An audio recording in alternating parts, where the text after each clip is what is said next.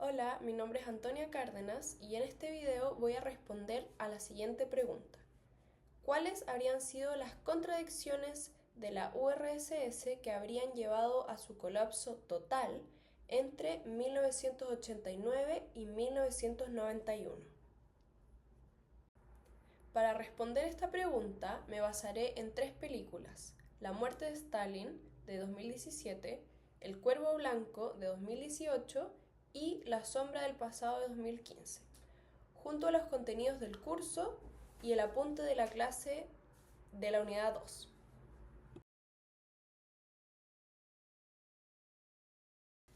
Primero, para contextualizar, como vimos en el apunte de la unidad, la URSS fue durante décadas una de las dos superpotencias del mundo.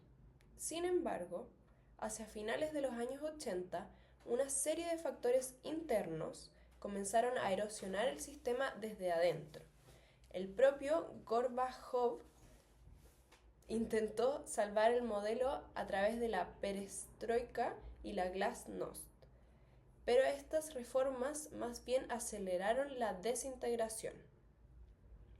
Lo fundamental es entender que las causas del colapso fueron principalmente intrínsecas, es decir, nacieron del propio sistema soviético y no simplemente de la presión exterior de Estados Unidos o de la OTAN, aunque esa presión también existió y tuvo su peso. La primera gran contradicción la vemos clarísima en La muerte de Stalin. Esta película satiriza los días posteriores a la muerte de Stalin, en 1953, y en ella observamos algo revelador. El sistema político soviético era tan rígido, tan dependiente de una figura de poder absoluto, que cuando este líder desapareció, el aparato entero entró en un caos de traiciones, purgas y luchas internas. Esto nos dice algo esencial. El partido único no tenía mecanismos legítimos de sucesión ni de representación real. Como señala el apunte de la clase, la URSS se caracterizó por un partido único. La exclusión de la oposición y la ausencia de límites del Estado. Este modelo funcionó mientras hubo una figura fuerte en el poder, pero era estructuralmente frágil.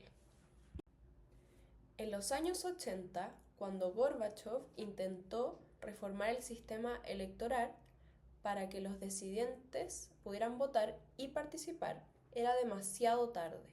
El sistema ya no tenía legitimidad popular ni institucional para sostenerse. La segunda contradicción aparece con fuerza en La sombra del pasado. Esta película muestra las tensiones generadas por el desgaste del sistema en contextos de conflicto y represión, lo que conecta directamente con el agotamiento económico y militar soviético. En el apunte de la clase lo describe con claridad. Después de la derrota en Afganistán, que muchos llamaron el Vietnam de los soviéticos, la URSS no pudo recuperarse. Se había gastado sus últimos recursos en una guerra sin perspectivas.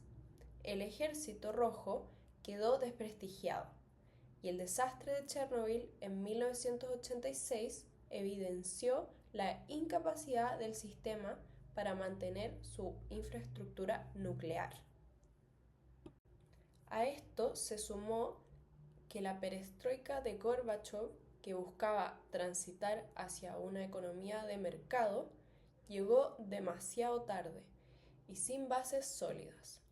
El sistema económico centralizado era rígido e ineficiente, y cuando se intentó flexibilizarlo, el Estado soviético simplemente no tenía recursos para sostenerse. La tercera contradicción, y quizás la más profunda a largo plazo, la vemos en El cuervo blanco, la película sobre Rudolf Nureyev. Nureyev fue un bailarín soviético de élite en 1961, que pidió asilo político en Francia, negándose a volver a la URSS. Su historia es una metáfora poderosa. El sistema soviético producía talentos extraordinarios, pero al mismo tiempo los aplastaba. La identidad individual, la libertad artística, la expresión cultural, todo estaba subordinado al Estado y la ideología del partido. Nureyev eligió el exilio antes de vivir bajo este sistema. Esta película nos muestra la contradicción cultural central. La URSS no podía retener a sus propios ciudadanos más talentosos. Las naciones satélites también lo vivieron. Como señala el apunte, en cuando tuvieron la oportunidad, Polonia, Alemania Oriental y otros países rompieron sus cadenas. La falta de libertades civiles y culturales generó un descontento que el Estado ya no pudo contener. En síntesis, las tres películas nos muestran distintas dimensiones de un mismo problema central. La URSS portaba en su propio diseño las semillas de su propia destrucción. La muerte de Stalin revela la fragilidad de un sistema sin legitimidad real. La sombra del pasado muestra el agotamiento económico y militar, y el Cuervo Blanco expone la contradicción cultural e identitaria irresoluble.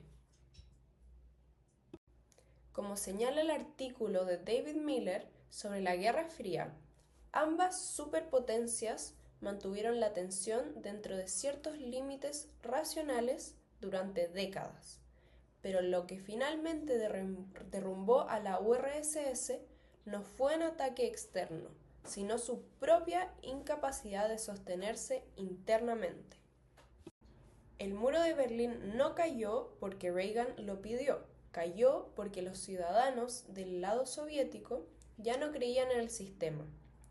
Gorbachov no dimitió por presión exterior, dimitió porque el sistema que intentó reformar ya no tenía pie sobre el que sostenerse. La lección histórica es clara.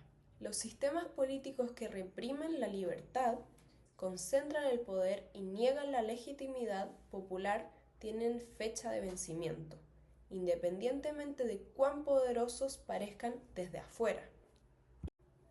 Espero que este análisis haya sido útil para comprender las contradicciones internas que llevaron al fin de la URSS.